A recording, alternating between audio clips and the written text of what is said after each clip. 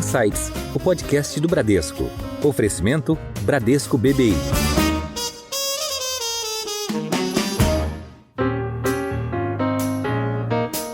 Olá, bem-vindos a mais um episódio do Insights, o seu podcast semanal que provoca um novo jeito de pensar. Eu sou a Priscila Forbes e hoje nós vamos falar sobre um mercado que não para de crescer no Brasil, o de animais de estimação. Além de alterar os hábitos de consumo, a pandemia também impactou o mercado de pets, uma vez que muitas pessoas optaram por adquirir ou adotar um pet nos últimos meses. Um estudo recente do Sindicato Nacional da Indústria de Produtos para a Saúde Animal identificou que cerca de 30% dos animais que fizeram parte do estudo foram adquiridos ou adotados durante a pandemia. E para onde esse mercado vai? E as empresas que atuam nele, como estão se preparando para atender à demanda crescente? As respostas estão com o nosso convidado de hoje, o fundador e CEO da Petz, Sérgio Zimmermann.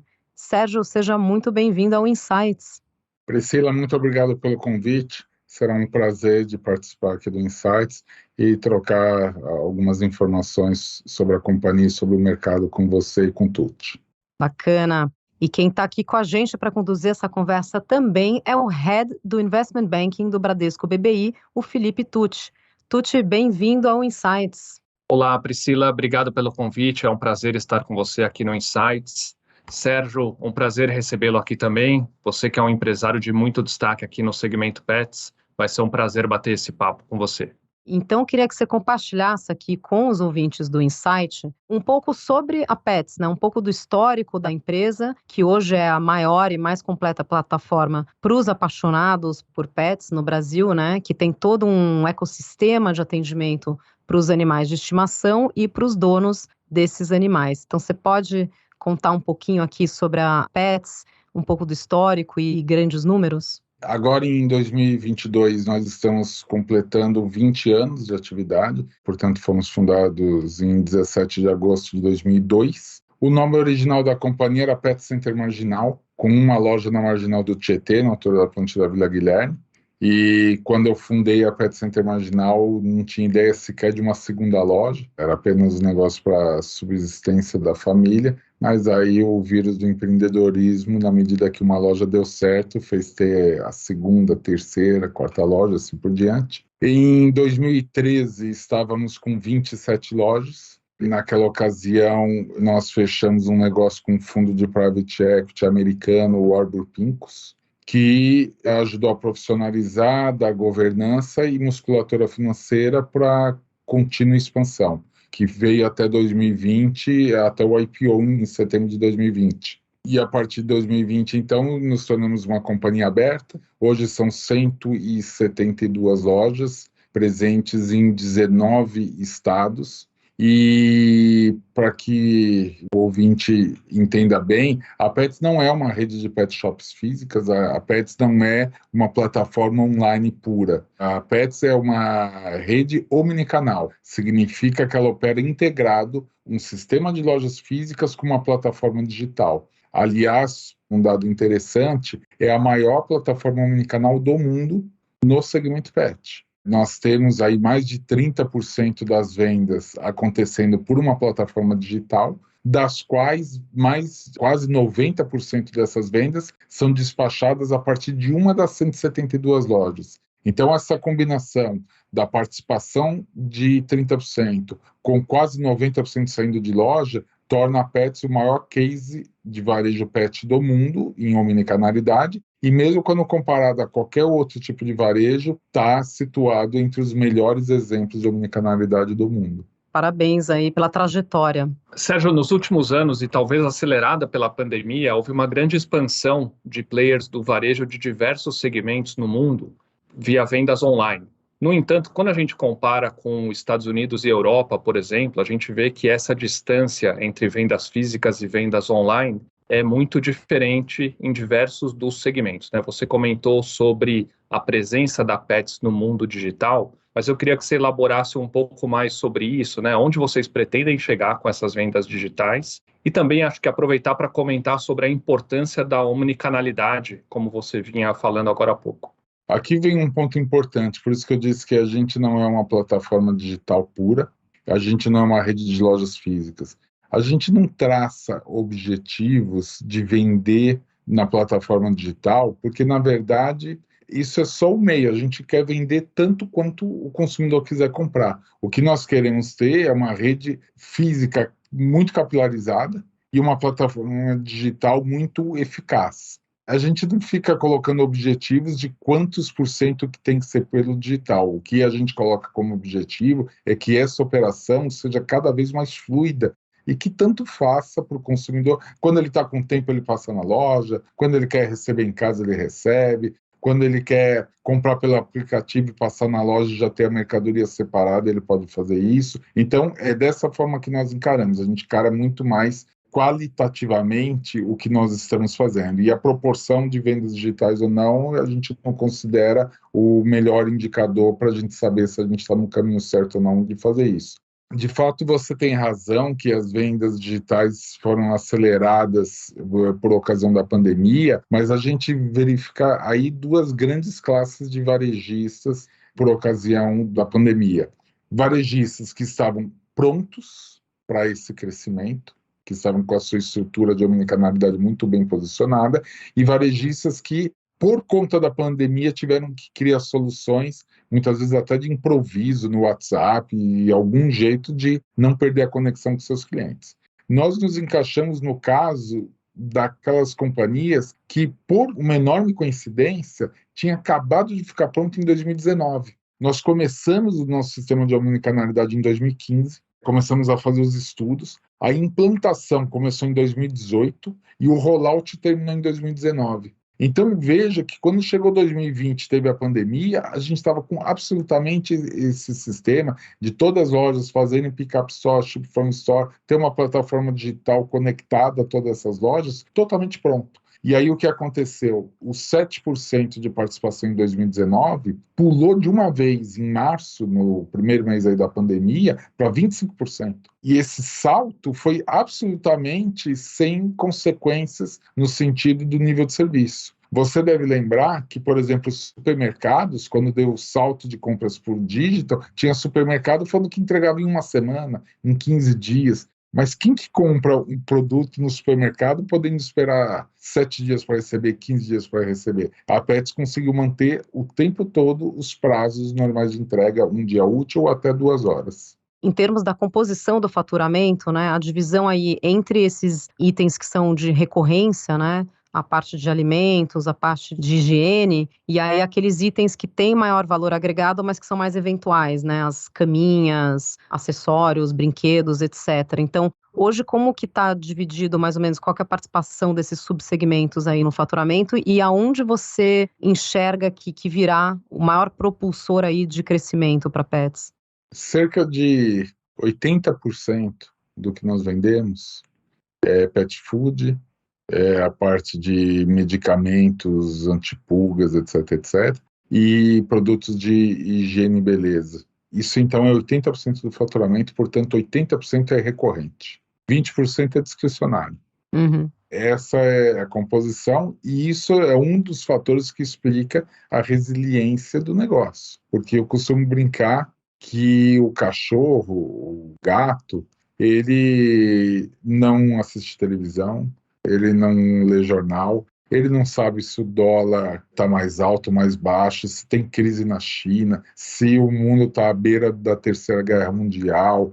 Mas ele sabe quando o dono está estressado com o dólar, isso ele mas sente. aí ele sabe agradar o dono. Mas a única coisa que ele continua fazendo é comer, ter as necessidades de higiene, ter as necessidades de ir ao veterinário. A vida dele continua exatamente do mesmo jeito, independentemente do cenário macroeconômico. O PIB vai crescer, o PIB vai cair, só que não tem influência no comportamento do pet. E como o pet está sendo humanizado, no geral, na condição de filho, você não deixa de dar o melhor para o seu filho. Aliás, uma das razões também pelas quais o pet explodiu na pandemia foi que, no meio de tanta notícia difícil, o pet foi uma ilha de coisas boas, porque foi um alento, o pessoal ficou mais tempo em casa, aumentou a interação com o seu pet, viu a delícia que é ter essa convivência. Quem tinha, eventualmente, pegou mais um, quem não tinha, entendeu que era momento de adotar ou comprar um.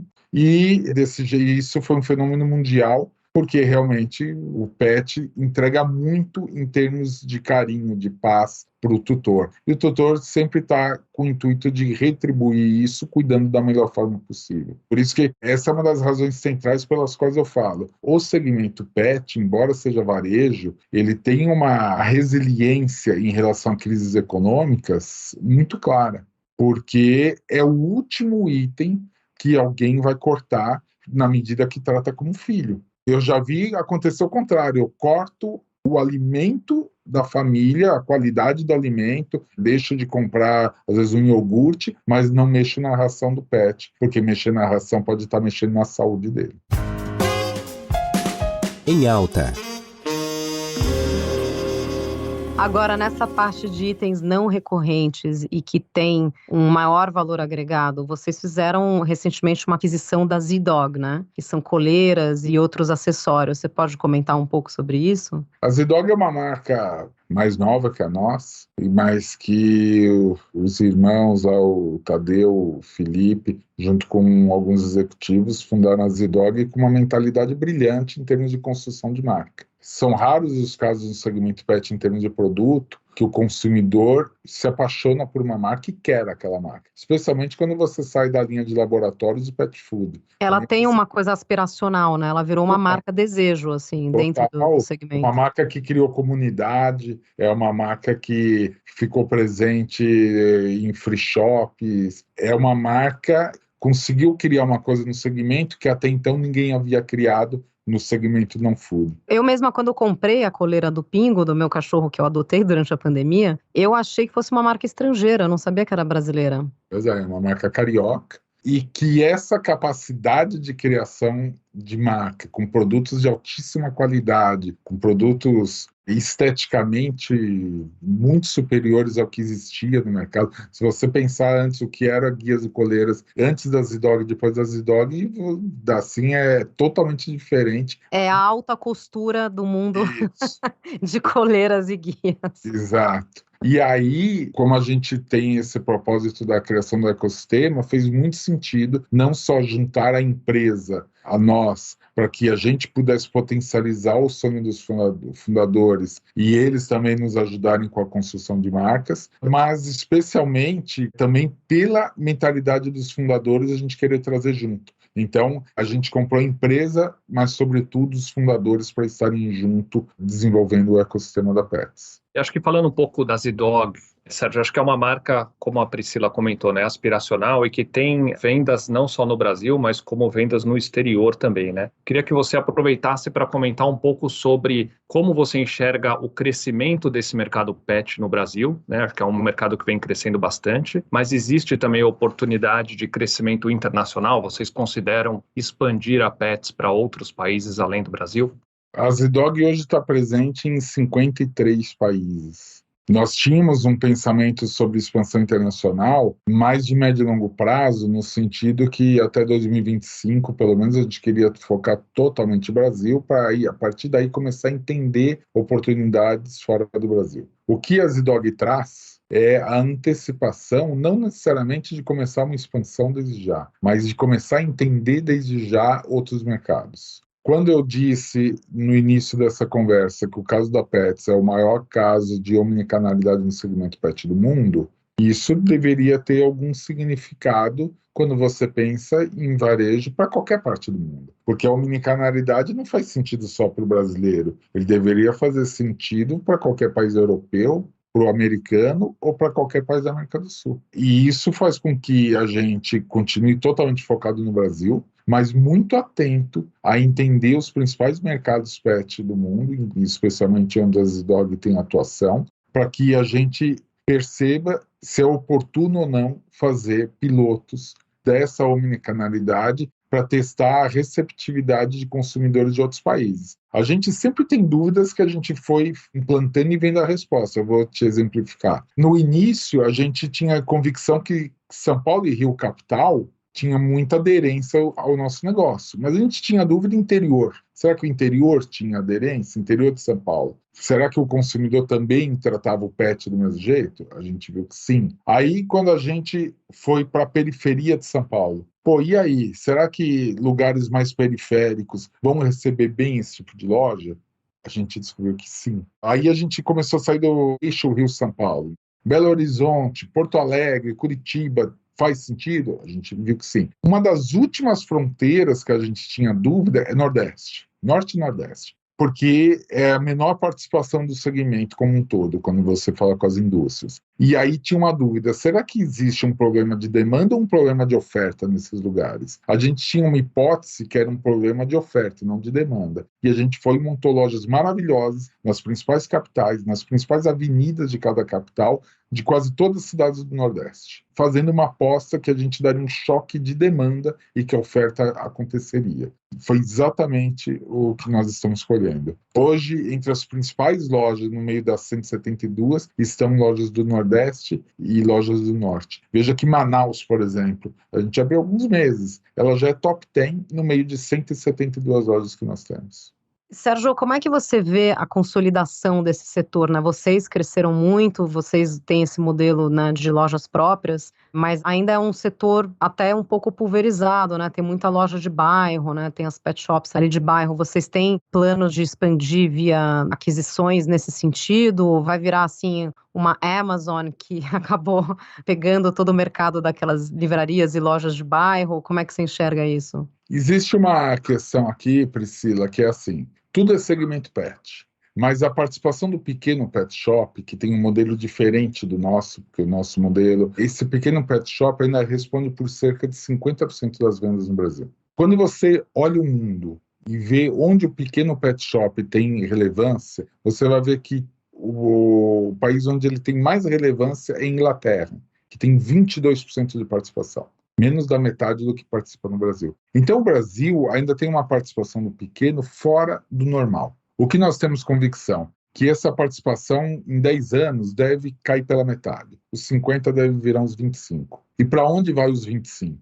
Na nossa convicção, a gente espera ser a plataforma com capacidade de abocanhar a maior fatia, mas óbvio que não é que vai vir 25% para nós. A gente quer ter a fatia mais generosa, mas outros vão crescer nisso. A gente vê a Cobasi crescendo, a gente vê a Pet Love crescendo, a gente vê outras pet shops que estão com uma mentalidade mais moderna, investindo no seu negócio, que vão crescer. Eu sempre disse isso para os investidores. O nosso crescimento não significa que os outros não crescerão. Apenas a gente tem a mentalidade que a gente precisa crescer mais que os outros. Mas tem muita gente que vai crescer nesse mercado. E nesse sentido, vocês atuam também nos serviços? Porque o pet shop de bairro tem muito essa questão do serviço, né? Do banho, da tosa. Tem serviços acoplados aí a pets ou realmente é mais na questão dos bens? Embora produtos seja mais de 90% do negócio, serviço é uma parte estratégica fundamental do nosso negócio. Então, a gente tem serviços de estética, tem serviços veterinários com a marca Seres. São mais de 130 centros veterinários que nós temos, sempre acoplados à loja. São mais de 10 hospitais operando. A gente está montando lentamente, mas firmemente, uma rede de hospitais no Brasil todo. Já é a rede mais multilocais, multicapitais que existe hoje no Brasil, já é a Seres, que a gente continua abrindo hospitais em diversas regiões. Nós pretendemos também começar a atuar na parte laboratorial, e uma vez que a gente tem essas duas coisas acontecendo, a gente quer ter um plano de saúde que seja exclusivo da marca Seres, para justamente providenciar um acesso de qualidade de saúde veterinária para o tutor, pagando uma mensalidade e ele podendo usufruir de todos os serviços da rede. Então, serviço é super estratégico para nós e a gente investe e continuará investindo na ampliação da oferta de serviços. Se eu puder pegar um gancho, Sérgio, nessa parte da consolidação do setor, a tecnologia, no fundo, ela acabou alterando a dinâmica competitiva de diversos setores, né? E acho que aqui, no seu segmento, acho que ela também teve um aspecto importante. Eu queria saber como que você enxerga, eventualmente, a competição de outros players de varejo, que eventualmente sejam omnichannel ou não, mas que não atuem no segmento pets e poderiam passar a atuar. Como você vê esse tipo de competição, né, não diretamente de uma companhia de pet, no seu segmento? Olha, Tuti, talvez essa tenha sido a pergunta mais frequente que eu recebi por ocasião do Roadshow, quando a gente foi fazer a abertura de capital. Havia muita pergunta que aqui a gente está falando especificamente dos marketplaces, Amazon, Magalu, Via Varejo, Mercado Livre, todas as grandes plataformas hoje de marketplace. E aqui o ponto, e que eu disse isso por ocasião do Roadshow e continuo absolutamente com a mesma convicção, não é perguntar sobre o eventual interesse do marketplace em investir nessa vertical. Até porque, até onde vai meu conhecimento, todos os marketplaces têm interesse nessa vertical. Principalmente depois da abertura do nosso capital, ficou mais escancarado como a vertical é boa. É uma vertical de altas margens com alta recorrência.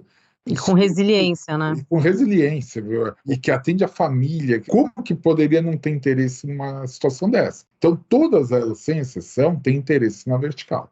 Mas eu dizia sempre nas minhas respostas, talvez a melhor questão não seja entender o interesse do dono do marketplace na vertical, porque isso para mim já existe. Aliás, a Americanas captou alguns bilhões, talvez há um ano e tanto atrás, num follow-on, e declarou que o uso de recursos seria inclusive para vertical pet. Então, não é nem só a gente achar que eles têm interesse, é declarado o interesse deles. Mas o ponto, para mim, não é o interesse deles. A melhor provocação seria qual o interesse do consumidor em comprar no marketplace ao invés de comprar numa loja especializada, né? Numa loja que está de forma omnicanal servindo ele. Bom, eu imagino aqui que a resposta deveria ser por duas razões. Não por duas juntas, mas pelo menos por uma das duas razões que eu vou citar. Ou porque o preço é melhor, ou porque o nível de serviço é melhor.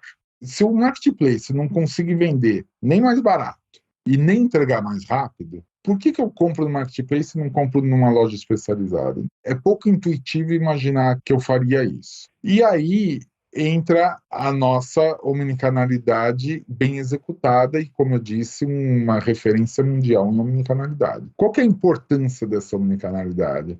Aliás, essa é a tese central do nosso investimento e do entendimento do negócio. A nossa omnicanalidade, ela concilia duas coisas aparentemente conflitantes, que é o melhor nível de serviço ao consumidor com o menor custo de servir.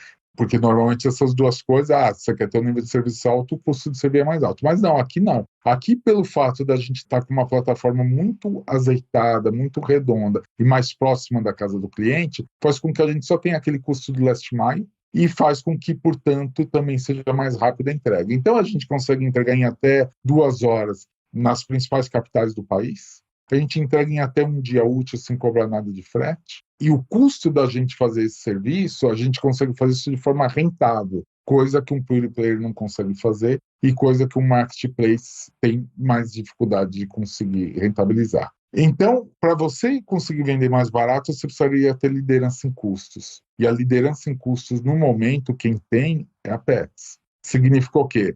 Mas pode amanhã a Amazon querer investir na vertical e perder dinheiro. Perfeitamente, pode. Só que a gente não vai ficar assistindo se isso acontecer. A gente vai acompanhar. E, portanto, a gente não vai ficar assistindo nenhuma plataforma invadir o mercado com preços mais baixos e a gente não reagir em termos competitivos. Evidentemente que eu estou fazendo uma ressalva aqui, a competição leal, a competição dos marketplaces que atuam dentro da lealdade. Existe um problema, que é do marketplace de maneira geral, que vários setores estão sendo afetados por isso, que é o problema do cross-border, que é a venda sem emissão de nota fiscal, com valor subfaturado, proveniente de produto pirata, carga roubada, aí é outro mundo, e esse mundo a gente não consegue concorrer. Então, esse a gente nunca vai ser competitivo com isso, nem queremos ser. Você tocou um ponto importante, né, Sérgio, a questão da logística, e aqui acho que é o grande diferencial de vocês, de se puder nos lembrar qual que é o percentual das entregas ou das vendas feitas online que já são entregues com base no estoque das lojas, né? Acho que aqui isso contribui muito para o nível de serviço, né?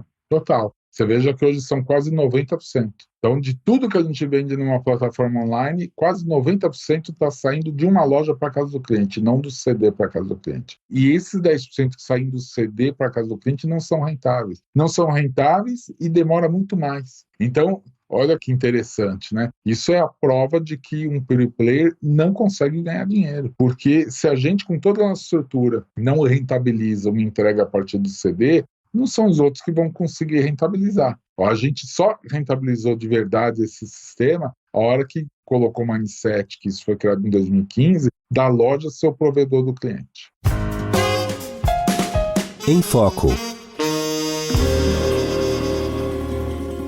Sérgio, eu vou compartilhar com vocês aqui uma anedota dentro desse tópico aí de serviço, né, de nível de entrega e rapidez de entrega. E eu acabei comprando da Pets, só que dentro da plataforma do Rappi. Vocês têm uma parceria com o Rappi que eu não sabia, porque eu não sabia que vocês tinham essa entrega em até 2 horas. Era uma emergência. Eu entrei ali no Rappi. Quando eu busquei por tapete higiênico, eu automaticamente já migrei, como eu já tinha conta na Pets, ele já linkou com a minha conta da Pets. E realmente chegou em menos de 1 hora. Foi excelente o nível de entrega mesmo. Hoje você tem, olha só que interessante, a gente tem 3 formas de você ter uma entrega expressa hoje. Você tem essa que você citou via Rappi. Você pode comprar diretamente no aplicativo da Pets. E você pode comprar na Zinal, que agora também passou a fazer parte do grupo. E a Zinal é justamente, o que é a Zinal? É entrega expressa. Entrega em 1 hora, 2 horas. Tá? Então, são 3 formas de você poder receber muito rápido o produto que você desejar. E essa entrega express está saindo das lojas mesmo? Ou vocês têm aquele modelo de dark stores? Não, tudo de loja. O Dark Store, para nós, é um modelo que ele é melhor que o CD, mas é pior que a loja. A loja, para nós, é indiscutivelmente o melhor modelo para atender o consumidor. Porque ele concilia nível de serviço com custos. Qual que é o plano do Dark Store? Você tem custo específico do Dark Store. Você não tem a venda ao consumidor, né? Então, você tem que alocar lá todos os custos para o negócio digital. Aqui você está trabalhando com o mesmo custo de ocupação, só que você está diluindo o teu custo, né? Está diluindo o custo. E tem uma coisa muito importante, uma parcela significativa do nosso negócio é por pick-up store. E pick-up store, você precisa ter a loja bem localizada e com estacionamento. E a gente está cada vez sofisticando mais essa operação para não perder mais do que 2 minutos para retirar. Então, a gente está com várias iniciativas digitais. Inclusive, na loja do Itaim tem essa iniciativa super legal de ter um armário digital. Você vai lá, digita lá o número do pedido, o seu CPF, abre a portinha, você tira lá a compra e vai embora. Sérgio, entrando aqui um pouco na questão mais humana, mais emotiva aqui, né, que a gente falou muito desse companheirismo e do alento, né, que os pets trouxeram nesse período tão difícil que foi a pandemia, né, com todo mundo trancado em casa. A Pets tem parceria com algumas ONGs, né, que trabalham aí na adoção, né, na doação de cães e gatos. Como é que surgiu essa iniciativa e, claro, como é que ela acaba voltando para a empresa, né, porque a pessoa adota um pet e ela passa a ser um novo cliente, né, da Pets. Conta um pouco para a gente sobre essa iniciativa. Uma ótima questão, Priscila. Isso, na verdade, nasceu... A primeira loja, eu já tinha muitas reflexões sobre isso, porque eu via um monte de ONGs que ficavam fazendo um trabalho de assistência aos pets abandonados, mas que não tinham espaço nenhum para conseguir expor esses pets para adoção. E você tinha, do outro lado, um monte de pessoas que potencialmente poderiam adotar, mas que não sabiam locais para adoção, exceto o centro de zoonose. Mas a lógica da adoção no centro de zoonose era salvar do corredor da morte. Ali o animal já está quase indo... Na época lá, se em X dias não aparecesse ninguém para reclamar o animal ou adotar, ele era sacrificado. Então você tinha muita gente lá que ia libertar o animal, na verdade, da morte, mas sem a menor condição de adotar. E era uma lógica de adoção triste, porque você adotava por pena. Você ia lá, havia também programas de televisão que colocava lá o pet, o coitadinho desse pet chorava, mexia com a pena do tutor para o tutor ir lá e salvar o pet. Desde aquela época, eu nunca acreditei que esse fosse o jeito correto de fazer uma adoção estruturada. Porque a adoção tem que ser um ato de alegria, a adoção é um ato de amor. A adoção é uma coisa muito boa para estar ligada a tanta tristeza, assim. Então, eu acreditava em adoção em ambiente de shopping, adoção do mesmo jeito que se vendia com alegria. Por que você só vende com alegria e não doa? Porque para adotar é triste e comprar é alegre. Não, para comprar é alegre e para adotar é alegre. Você poderia ter as 2 opções ali. E a gente, então, foi trabalhando essas 2 opções. Então, por muito tempo, a gente teve as 2 situações. Há uns 4, 5 anos atrás, nós entendemos que era o momento da gente encerrar o processo de venda de pets e concentrar somente no de adoção.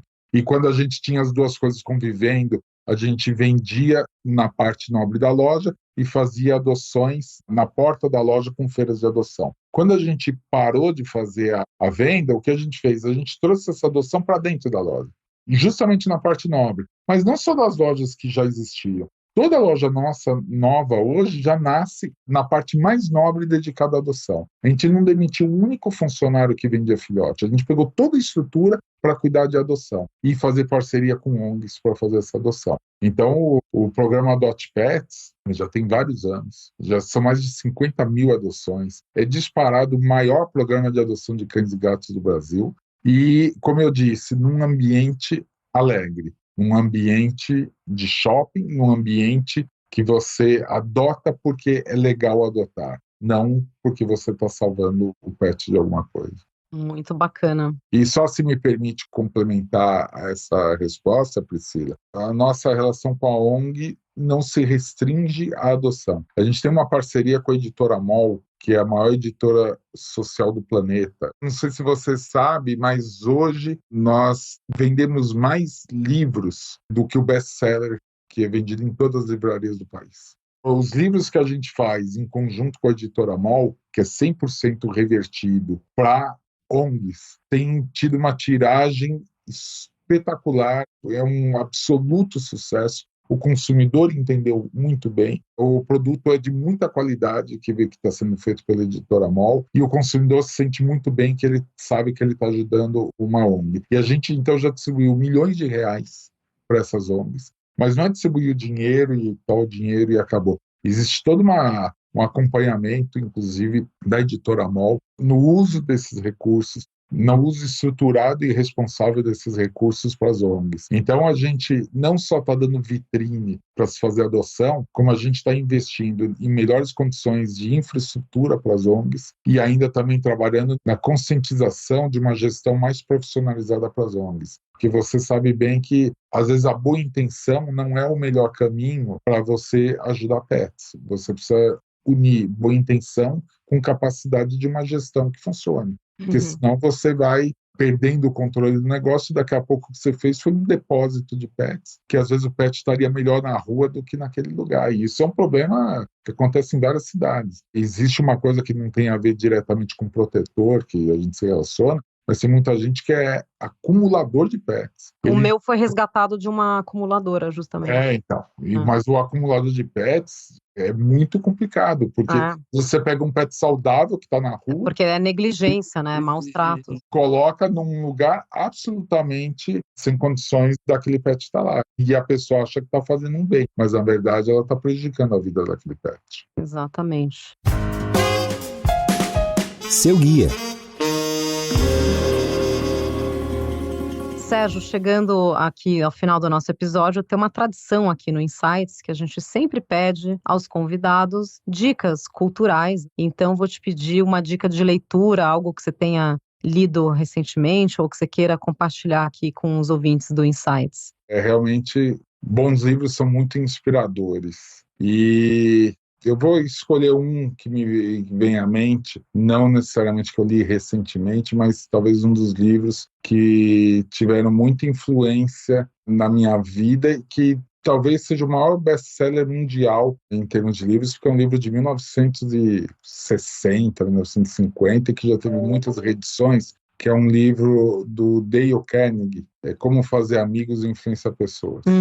Esse livro... ele tem tanta sabedoria nas relações interpessoais, e eu li quando eu tinha 20 e tantos anos esse livro. Eu realmente procurei entender aquele livro e praticar os conceitos que tem lá. E eu percebi que isso me abriu muitas portas a ter essa sensibilidade de entender o outro ser humano. Então, evidentemente, eu tenho muitos livros que tiveram influência na minha vida, mas esse talvez seja o mais marcante de todos.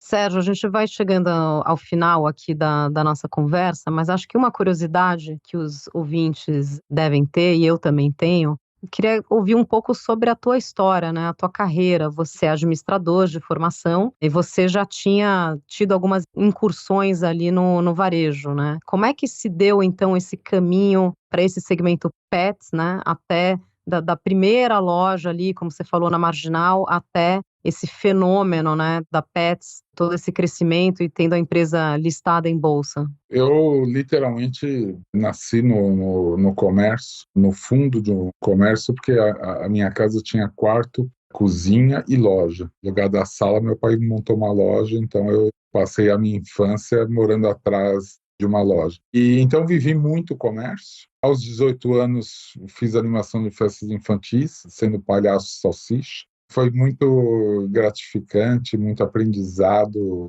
em ter essa função de animador de festas. Depois eu montei alguns negócios, mas o último negócio foi um atacado de alimentos e perfumaria, que já tinha 11 anos de funcionamento em 2002, e já tinha 600 funcionários, um bom faturamento, e quebrou. Eu fui à falência. E sou muito grato à oportunidade de ter falido, porque a falência me ensinou muita coisa. A falência foi uma oportunidade ímpar, equivale a 50 MBAs sobre aprendizado de vida e aprendizado de negócio. A falência me impulsionou a voltar a estudar, foi aí que eu fiz administração.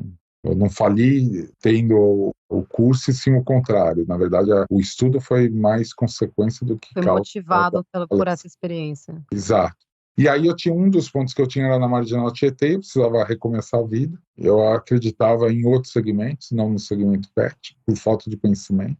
Mas aí quando eu falei com o gerente da Pedigree, e até de forma envergonhada se fazia sentido abrir um negócio pet lá, eu achava muito... Eu tinha 3 mil metros quadrados, para mim pet era uma coisa muito pequena. Ele falou, se você estiver pensando em fazer alguma coisa como a Cobase, eu falei, mas o que é Cobase? Eu nunca tinha ouvido falar naquela época da Cobase. E a Cobase já tinha 3 lojas muito grandes em São Paulo, que eu não conhecia. Ficava lá na zona sul e oeste de São Paulo. E como esse ponto era na região leste-norte, eu falei, meu Deus, mas se cabe 3 lojas grandes na zona sul-oeste, por que não caberia uma grande na leste-norte? Minha primeira iniciativa foi, vou ser franqueado deles, eu minimizo riscos. Mas eu não fui nem atendido por eles não tinham, e não tem até hoje, o sistema de franquia. Então eu fui aprender. Então assim que nasceu a Pet Center Marginal, e em 2014, já com 27 lojas, quando a gente abriu no Rio de Janeiro, houve um problema muito sério de Pet Center Marginal para o carioca significar Pet Center bandido. O Brasil não teve problema nenhum, em Goiânia não teve problema nenhum, a gente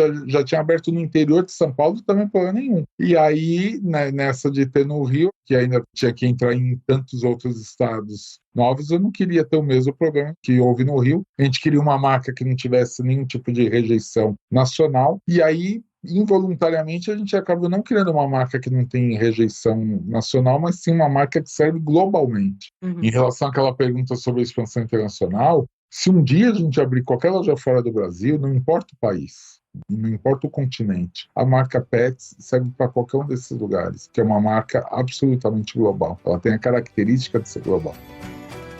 Muito bem, com todas essas lições e bastidores, aqui nós conversamos hoje com o fundador e CEO da Petz, o Sérgio Zimmermann. Sérgio, muito obrigada pela sua participação aqui no Insights. Foi um grande prazer estar com você, Priscila. Desejo muito sucesso ao programa. E um abração, Tuti. Obrigado pelas perguntas. Foi ótimo esse bate-papo aqui. Queria agradecer também o Felipe Tucci, que é Head de Investment Banking do Bradesco BBI. Tucci, obrigada pela participação. Obrigado, Priscila. Obrigado pelo convite. Obrigado mais uma vez. Sérgio, eu desejo muito sucesso aí, que vocês continuem nessa trajetória muito bonita que a Petz tem, não só no ponto de vista de negócios, mas com toda essa parte social das adoções, como você comentou. Obrigado. É isso aí. Vocês que nos acompanham já sabem que toda semana tem um episódio novo no seu Insights. Até a próxima. Tchau!